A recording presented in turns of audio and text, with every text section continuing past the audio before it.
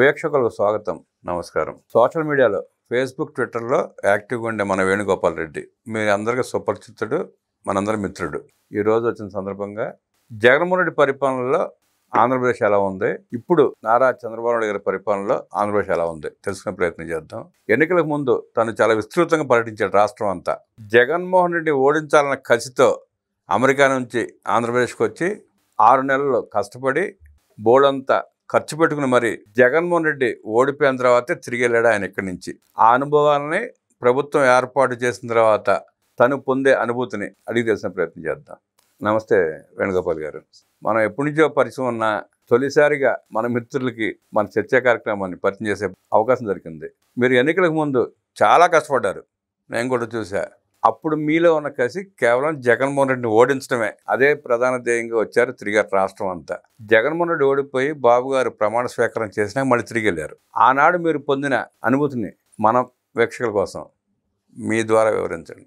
ఖచ్చితంగా అది మీరు అన్న పాయింట్ అయితే కరెక్ట్ అన్నా. ఎందుకంటే గతంలో మనం 2019 నుంచి 24 వరకు అధికారంలో ఉన్న జగన్మోహన్ రెడ్డి గారి పాలన చూసిన తర్వాత రాష్ట్రం ఈరోజు ఏ పరిస్థితుల్లోకి వెళ్ళిందో ఆ రోజు చూసాం మనం. ఆ పరిస్థితుల నుంచి బయట రావాలంటే ఖచ్చితంగా నాయకత్వం మారాలని, అది చంద్రబాబు నాయుడు గారి నాయకత్వం అయితేనే రాష్ట్రం మళ్ళీ బాగుపడుతుందన్న నమ్మకంతో విశ్వసించి ఆ రోజు మేము కూటమి ప్రభుత్వం కోసం పనిచేసాం.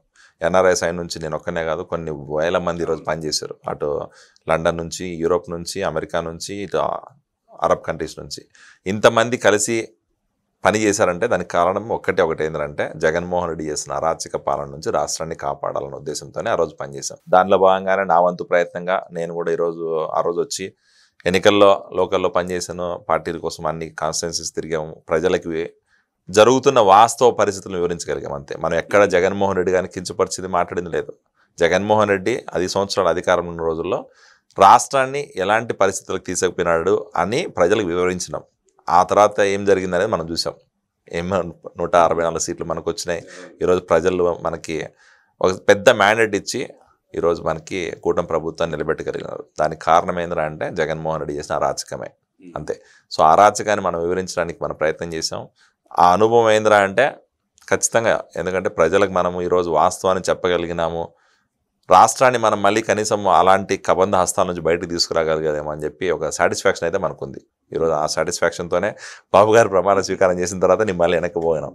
2019-24 మధ్యలో జగన్మోహన్ రెడ్డి పరిపాలనలో జరిగిన అరాచకాలు, దోపిడీలు ఒక పక్కన పెట్టి రాయలసీమకు ముఖ్యంగా జగన్మోహన్ రెడ్డి చేసిన ద్రోహం, అంతకుముందు చంద్రబాబు నాయుడు గారు, మళ్ళీ ఇప్పుడు చంద్రబాబు నాయుడు గారు చేస్తున్న మేళ్లు, రాయలసీమ మేధావుల ముసుగులో ఆ 5 ఏళ్ళు మాట్లాడిన చాలామంది జర్నలిస్టులు ఇవాళ వచ్చి మళ్ళీ ఏదో ఒక అలజడి సృష్టించే ప్రయత్నం చేస్తున్నారు.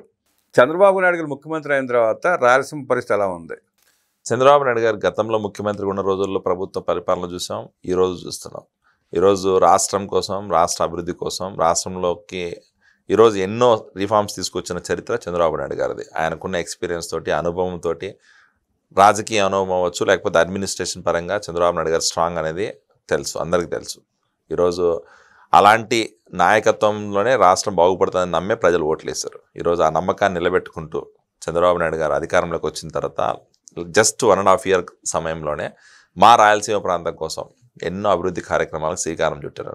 దాంట్లో ముఖ్యంగా మనం చెప్పుకోవాల్సింది ఏంటంటే, ఒకసారి మనం చూసుకుంటే ఈరోజు రాయలసీమ ప్రాంతంలో కియా ప్రాజెక్ట్ గతంలో మన అధికారంలో ఉన్నప్పుడు తీసుకొచ్చాం. ఆ తర్వాత దాని సబ్సిడరీ కంపెనీస్ అన్ని కూడా ఎల్లగొట్టే ప్రయత్నం జగన్మోహన్ రెడ్డి చేశాడు. ఇప్పుడు మళ్ళీ ఏమైంది, ఆ సబ్సిడరీ కంపెనీస్ అన్నీ కూడా మళ్ళీ ఎస్టాబ్లిష్ అయిపోయి అనంతపురం ప్రాంతం మళ్ళీ సస్యశ్యామలం అవుతుంది. అలాగే ఈరోజు మనము హంద్రీనివా వాటర్ అవ్వచ్చు, హంద్రీనివా వాటర్ ఎక్కడో కర్నూలు నుంచి ఈరోజు కుప్పంకి తీసుకొచ్చి ఆ వాటర్ని ఈరోజు ప్రజలకి ఇచ్చి ఆ కుప్పం ప్రాంత ప్రజలందరినీ కూడా ఆనందాన్ని తీసుకొచ్చే పరిస్థితి అపర భగీరథులాగా పిలిపించుకుంటున్నాడు చంద్రబాబు నాయుడు గారు.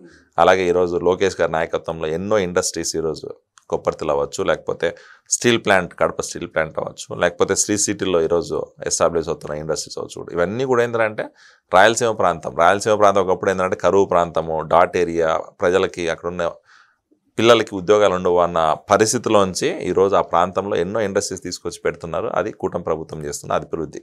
అది మా నాయకుడికి ఉన్న విశ్వసనీయత, అది మనం చూస్తున్నాం. మనం మీ రాయలసీమ ప్రాంతంలో 2 హత్యలు జరిగినాయి. ఒకటి పరిటాల రవీంద్ర గారిది, రెండోది వైఎస్ వివేకానంద రెడ్డి గారిది. పరిటాల రవీంద్ర గారి హత్యలో పాల్గొన్న చేపించిన వాడు కానీ చేసిన వాడు కానీ అందరూ చనిపోయారు. ఆ కేసు క్లోజ్ అయిపోయింది. అసలు సూత్రధారి ఇంతవరకు బయటపడలా. ఎవరో ప్రపంచానికి తెలిసినా అది మరుగున పడిపోయింది. అలాగే వైఎస్ వివేకానంద రెడ్డి గారి కేసు విషయంలో కూడా సూత్రధారి ఇంతవరకు బయటపడలేదు. ప్రపంచానికి తెలుసు ఎవరు చేయించారేంటి అనేది. పాత్రధారులు చేసిన వాళ్ళు కూడా సుమారుగా 6-7 చనిపోయినట్టున్నారు. కొంతమంది చనిపోయారు, కొంతమంది చంపబడ్డారు. ఇంకా అతి కొద్ది మంది మిగిలి ఉన్నారు. 7 మంది 10 మందో. అంటే వాళ్ళు కూడా అయిపోయే వరకు ఈ కేసు చాలదా? అది కూడా పట్టాల రవి గారి కేసులాగా క్లోజ్ చేసే అవకాశం ఉందా? ఖచ్చితంగా మీరు అన్నది కరెక్టే. పరిటాల రవీంద్ర గారి కేసు మిస్టరీ. అది ఎవరు చంపారు ఏందనేది మనకు తెలిసినా కూడా అది ఏం చేయలేని పరిస్థితుల్లో అప్పుడు ప్రభుత్వాలు ఉన్నాయి. వివేక్ గారి హత్య కూడా ఎట్లుందంటే, హత్య చేయించిన వాళ్ళు ఎవరో తెలుసు, హత్య ఎవరు చేశారో కూడా తెలుసు. బయటకు వచ్చి కొంతమంది మాట్లాడారు, అది కూడా మనం చూసాం. ఆల్రెడీ వాళ్ళ మీద అటాకులు చేయడం, వాళ్ళని భయపెట్టడం, వాళ్ళని మళ్ళీ ఈరోజు జైలుకు పోయే పరిస్థితి కూడా మనం చూసినాం. ఈరోజు ఎట్లుందంటే, వివేక గారి హత్యలో ఎవరైతే ఇన్వాల్వ్ అయ్యారో వాళ్ళు బయటకు వచ్చి జైలుకు పోతారా అంటే చెప్పలేని పరిస్థితి. ఎందుకంటే వాళ్ళు రోజుకు ఒక కొత్త డ్రామాకి తెరలేపుతారో, అక్కడ ఎవరైతే అక్యూజులు ఉన్నారో వాళ్ళందరినీ కూడా భయపెట్టే ప్రయత్నం చేసి వాళ్ళు ఏదో రకంగా బయటపడాలని ఆలోచన చేస్తుంటారు. సో ఇప్పుడు మనకు ఓపెన్గా తెలిసింది ఏంటంటే, ఆ కుటుంబంలోంచి ఒక పెద్ద మనిషి ఆ హత్యలో భాగస్వామి అని మనకు తెలిసినా కూడా ఈరోజు ఆ కేసు ముందుకు రానికన్నా ఆ కేసులో ఏదో రకంగా దాన్ని ఆపుకుంటా కావాలంటే ఈరోజు వాళ్ళకున్న విచక్షణమైన ఏదైతే అధికారాలు ఉన్నాయో, డబ్బులు ఉన్నాయో, ఆ డబ్బుని అంతా పోసి ఏదో రకంగా బయటపడాలని ప్రయత్నం చేస్తున్నారు. ఖచ్చితంగా నాకు తెలిసినంతలో అయితే పరిటాల రవీంద్ర గారి లాగా ఇది పోదనుకుంటున్నాను నేను. ఖచ్చితంగా వివేక గారి హత్య కేసులో ఎవరైతే అరెస్టు అంటే ఎవరైతే మెయిన్ సూత్రధారులు పాత్రధారులు ఉన్నారో వాళ్ళ కొంచెం మంది అయినా శిక్ష అనుభవిస్తారని నేను అనుకుంటున్నా. అది దగ్గరలో జరుగుతుంది రాబోయే రోజుల్లో. మీరు అన్నట్టు కనీసం ఒకరిద్దరు మిగిలి శిక్ష పడ్డా పాప సునీత గారి కష్టం తీరినట్టే.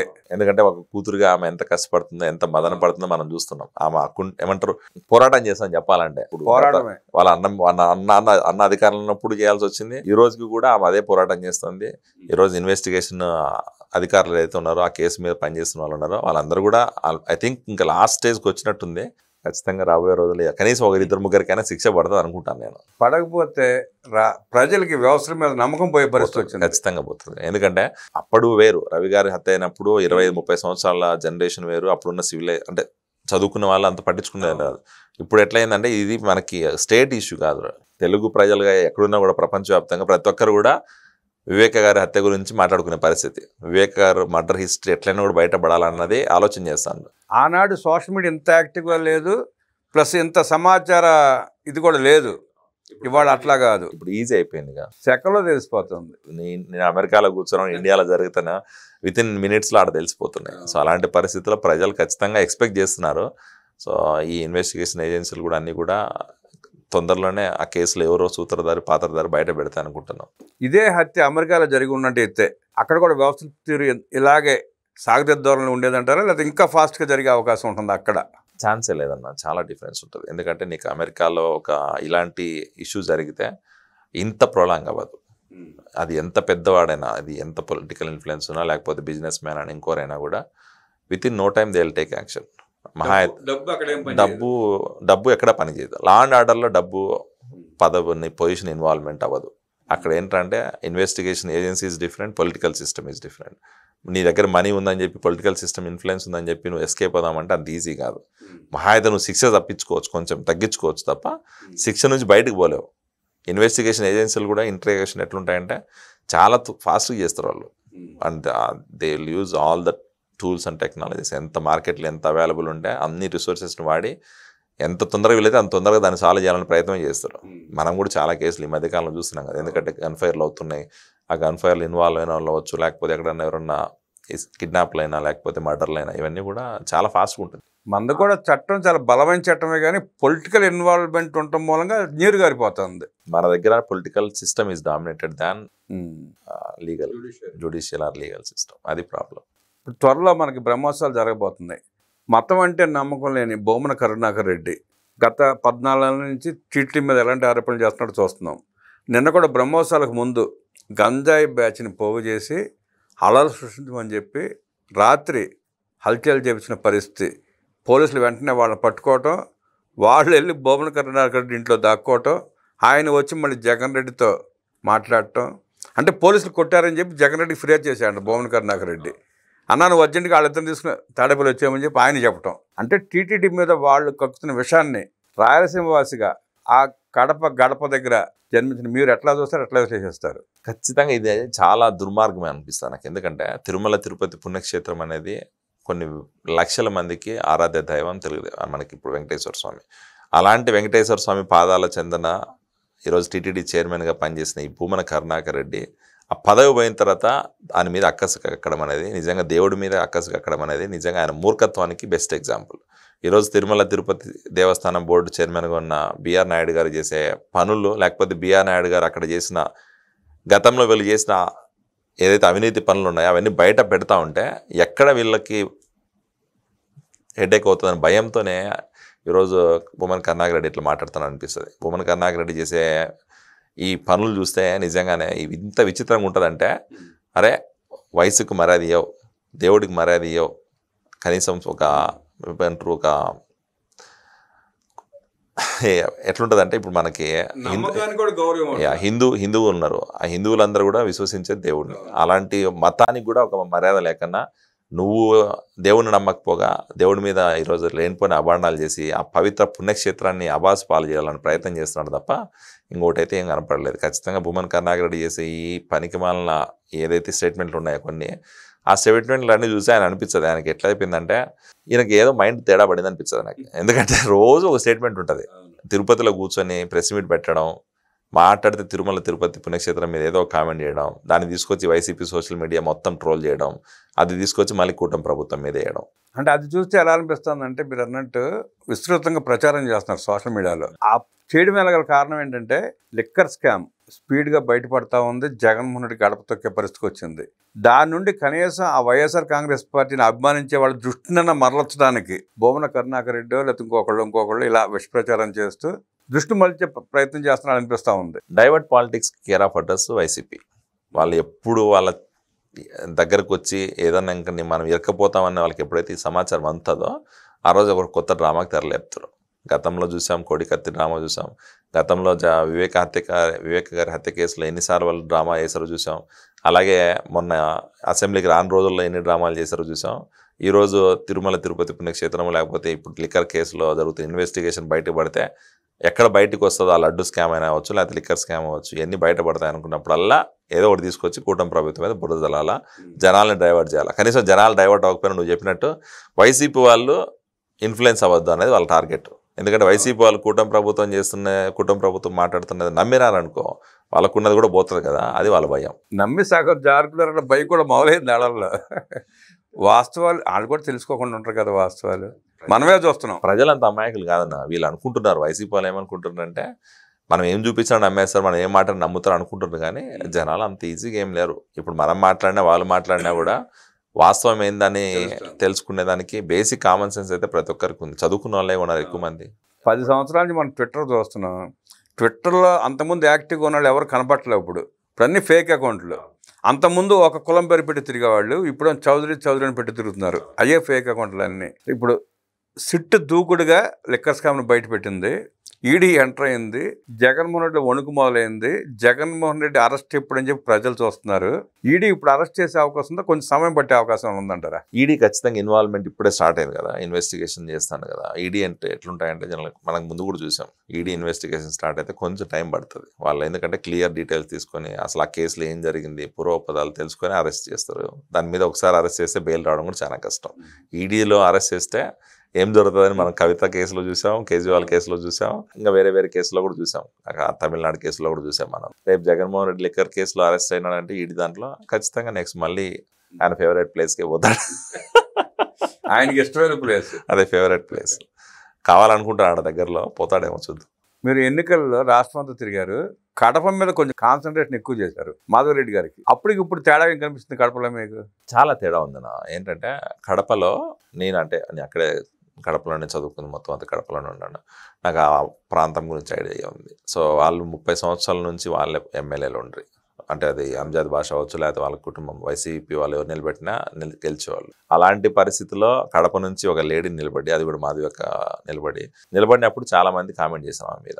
ఆమెను విపరీతమైన ట్రోల్ చేశారు. ఆ లేడీ వచ్చింది, ఏం నిలబడుతుంది, ఏమేమి చేస్తుంది, అసలు ఈమె గెలిచిన తర్వాత నిలబడుతుందా ఇలా మధ్యలో అనుకున్నారు. బట్ వాళ్ళందరికీ సమాధానం చెప్తే ఈరోజు కడప రాజకీయ చరిత్రలోనే ఒక సువర్ణ అధ్యాయానికి తెరలేపింది కడప విజయంతో. ఆ విజయం తర్వాత మేము ఈరోజు కడపకి ఏం చేస్తున్నాం అంటే, ఖచ్చితంగా కడపలో చాలా బుగ్గవంక ఉందన్న. బుగ్గవంక అదేంటంటే ఎట్లుంటుందంటే, నేను ఇంజనీరింగ్ అంటే చదివే రోజుల్లో అక్కడికి పోతే ఆ బ్రిడ్జ్ దాటినప్పుడు ఆ స్మెల్ భరించలేము. కడప పాత బస్ స్టాండ్కి పోతే బుగ్గవంక స్మెల్ తోటి సగం మంది బస్ స్టాండ్లో నిలబడలేరు. అంటే డ్రైనేజ్ దానికి డైవర్ట్ దానికే ఇదే ఉంటుంది. అలాంటి బుగ్గవంకని ఈరోజు క్లీన్ చేసి, ఈ మధ్యనే ఒకసారి మనం క్లీన్ చేసిన తర్వాత స్వచ్ఛ కడప భాగంగా క్లీన్ చేసాం. ఆ క్లీన్ చేసి దాన్ని వీడియో బయట పెడితే అది ఎంత విపరీతమైన అట్రాక్షన్ వచ్చిందో మనం చూసాం. సో అలాంటి పనులు చేసాం. అలాగే ఈరోజు కడపలో ఇండస్ట్రీస్ తీసుకొచ్చి పెడుతున్నాం. ఇంకా చెప్పాలంటే ఈ మెయిన్ అన్నిటికంటే ఏంటంటేనా, ప్రజలు మామూలుగా ఎప్పుడు కడపలో ఎవరు ఎమ్మెల్యే అయినా కూడా ఇంటికి పోరు. ఎమ్మెల్యే దగ్గరికి పోవాలంటే భయపడతారు చాలామంది. ఈ రోజు కూడా అలా సాగించారు వాళ్ళు. ఎందుకంటే వాళ్ళ దగ్గర ఏమైనా అడిగితే తిడతారేమో భయం. ఆ భయం గుప్పిట్లో పెట్టి ఇలా జనాలను ఎవరు రానికని చేస్తున్నారు. ఈరోజు ఆ పరిస్థితి ఏం లేదు.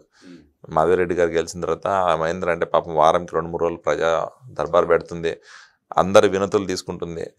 అవి కొంచెం ఏమంటారు అన్న, అధికారం ఉన్నప్పుడు ఎట్లయినా కూడా ఎవరి మీదైనా వ్యతిరేకత అనేది వస్తుంది. అది కడపలో అంటే ఎట్లుంటుందంటే 1% అగైనెస్ట్ టు 10%. ఎందుకంటే ఆ 10 మంది కడప జిల్లాలో ఉన్న వైసీపీ ఇన్ఛార్జీలు అందరూ కూడా కడప మీదే ఫోకస్. కడప జిల్లాలో హెడ్ క్వార్టర్స్ వాళ్ళకి గ్రిప్ కావాలా. ఆ గ్రిప్ పోయింది. ఈరోజు రేపు పొద్దున సంపాదించుకోవాలంటే ఏమైనా అటాక్ చేయాలి. సో చిన్నది పెద్దది ఎట్లుంటుందంటే, ఆమె బయటికి వస్తానే ఇంక కెమెరాలు 10 ఉంటాయి. గడప దాటి బయట కారు ఎక్కినప్పటి నుంచి ఇంటికి వచ్చేంత వరకు చుట్టూ 10 కెమెరాలు ఎప్పుడు ఉంటాయి. వీళ్ళు ఆమె మాట్లాడేది చూపించరు. వైసీపీ వాళ్ళు ఎట్లుంటుందంటే, ఏడ చిన్న దొరికిందా ఆ చిన్నది తీసుకొచ్చి ఆమె ఆ అవకాశం కూడా వాళ్ళకి ఇవ్వట్లే. చాలా ఆడపులిలా వాళ్ళ గుండెల సింహం స్వప్నంలా నిద్రపోయి ప్రజలకు దగ్గర అవుతూ కడపను మాత్రం మంచిగా అభివృద్ధి చేస్తున్నారు. ఆమెకున్న సిద్ధాంతం అంటే ఆమె బిజినెస్ పర్సన్, బిజినెస్ నుంచి వచ్చింది. రాజకీయ అనుభవం లేకపోయినా కూడా శ్రీనివాస్ రెడ్డి గారికి ఉన్న అనుభవంతో ఆ అనుభవాన్ని, ఈమెకున్న ఇంట్రెస్ట్ని రెండు కలుపుకొని బేసిక్గా మాధవక్కకి చేయాలని కసి ఉంది, శ్రీనివాస్ రెడ్డి గారికి అనుభవం ఉంది. ఈ రెండింటిని కలుపుకుంటా ఏదో చేస్తుంది. అలాగే మన కూటమి ప్రభుత్వం అండదండలు కూడా పుష్కలంగా ఉన్నాయి. కడపకి ఏం కావాలన్నా కూడా ఫండ్స్ ఇస్తున్నారు. కడపలో ఏదైనా ఇప్పుడు నిన్న కూడా ముస్లిమ్స్ ఇష్యూ మీద కలిసినారు. సో ఏదైనా పోతే బాబు గారు కూడా కడప అంటే ఇస్తున్నారు, లోకేష్ గారు కూడా కడప అంటే ఇస్తున్నారు. సో ఖచ్చితంగా కడప జిల్లాలో మనకి ఈరోజు 10 స్థానాలకు 7 స్థానాలు వచ్చాయి ఉమ్మడి కడప జిల్లాలో. 7 స్థానాలు గెలిచినామంటే ప్రజలు మనం నమ్మినారు. ఆ నమ్మకాన్ని నిలబెట్టుకోవాలని పని చేస్తున్నాం. కొంచెం టైం పడుతుంది. ఏదో ఇచ్చినాం. ఇప్పుడు స్టీల్ ప్లాంట్ ఇనాగ్రేషన్ చేసాం. అన్నమయ్య ప్రాజెక్ట్కి మనం 10,000 కోట్లు ఫండ్స్ ఇచ్చినాం. రాబోయే రోజుల్లో కూడా మళ్ళీ ఫండ్స్ రిలీజ్ చేస్తామని చెప్తున్నారు. ఈరోజు రాజంపేట వాసులు మాకు జిల్లా కావాలని చెప్పి ఏదో మాట్లాడుతున్నారు. దాని గురించి కూడా మన బాబు గారు అక్కడికి వెళ్ళి మీటింగ్ పెట్టినప్పుడు మాట్లాడినారు. సో అలాగే ఏంటంటే ప్రతిదీ 1 by 1 చేసుకుంటూ వస్తున్నాం. మొన్న 2 జడ్పీటీసీ ఎన్నికల్లో కూడా శ్రీనివాస్ రెడ్డి గారి పాత్ర చాలా అమోఘమైన పాత్ర. ఖచ్చితంగా. ఎందుకంటే జడ్పీటీసీ స్థానాలు అనేది మనము లాస్ట్ ఇయర్లో వాళ్ళు అధికారంలో ఉన్నప్పుడు ఎంత దారుణమైన పరిస్థితి ఎన్నికలు జరిగాయో మనం చూసాం. అసలు ఎవరు నామినేషన్ వేయకన్నా, అసలు నామినేషన్ వేసినా వాళ్ళ దగ్గర ఫోర్స్ఫుల్గా విత్డ్రా చేసి అట్లాంటి పరిస్థితి వాళ్ళకు ఉండే. ఇప్పుడు మనం అట్లేం చేయలేదు. పులివెందుల జడ్పీటీసీ ఎగ్జాంపుల్నా ఇప్పుడు దాకా ఎవరు నామినేషన్ వేయలే. ఓన్లీ వైసీపీలో ఉన్న సింపథైజర్సే నామినేషన్ ఉండేది. ఈరోజు అక్కడ 11 మంది వచ్చి నామినేషన్ వేశారంటే ఎంత స్వేచ్ఛాయుతమైన వాతావరణంలో జరిగిందో మనకు అర్థమైపోతుంది. 2 జడ్పీటీసీలు ఎందుకు గెలిచామంటే కూడా ప్రజలు నమ్మి ఓట్లు వేస్తారు. ఏడేమి రిగ్గింగ్ చేయలేక మనం రిగ్గింగ్ చేయలే, ప్రజల్ని బూతులు రానికనేం చేయలేదు. బూతులు ఓపెన్ పెట్టినా వచ్చినారు, చేశారు. స్వచ్ఛగా ఓట్లు వేసిన అవకాశం కల్పించారు. అంతే మెయిన్ అండి. వాళ్ళకి ఏంటంటే ప్రజాస్వామ్యం అసలు ఫ్రీడమ్ అంటే ఏందో చూపించడం. అది మన మెయిన్ ఇంటెన్షన్ కూడా. అదే అసెంబ్లీ నియోజకవర్గానికి కూడా అలా చేయగలిగితే జగన్మోహన్ రెడ్డికి కూడా డిపాజిట్లు వచ్చే అవకాశం లేదని ప్రజలు రాష్ట్రం అంతా అనుకుంటున్నారు. నాకు తెలిసి ఇప్పుడు అదే జరుగుతుంది అనుకుంటాను. ఎందుకంటే ఈయన అసెంబ్లీకి రావట్లే. ఈయన మీద అనర్హత వేటు పడుతుంది. అనర్హత వేటు పడితే పులివెందుల బై ఎలక్షన్ వస్తుంది.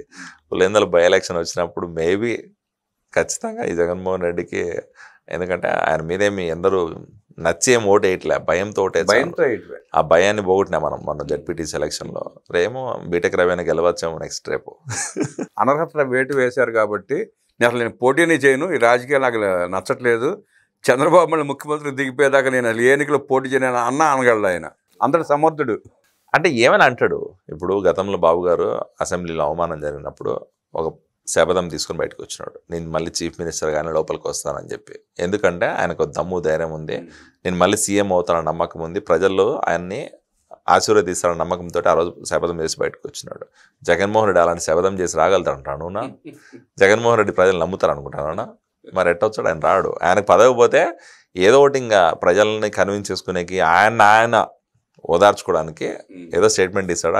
అదంతా టైం పాస్. మన మిత్రుడు వేణుగోపాల్ రాష్ట్ర రాజకీయాల గురించి, ముఖ్యంగా రాయలసీమ జరుగుతున్న అభివృద్ధిని, చంద్రబాబు నాయుడు గారు వచ్చిన తర్వాత చేసిన అభివృద్ధి కార్యక్రమాలని, తీసుకొస్తున్న పరిశ్రమలని అద్భుతంగా విశ్లేషించి, ముఖ్యంగా దేవుని కడపలో జరుగుతున్న అభివృద్ధి తీరుని చక్కగా విశ్లేషించిన వేణుగోపాల్కి ధన్యవాదాలు తెలియజేస్తూ నమస్కారం.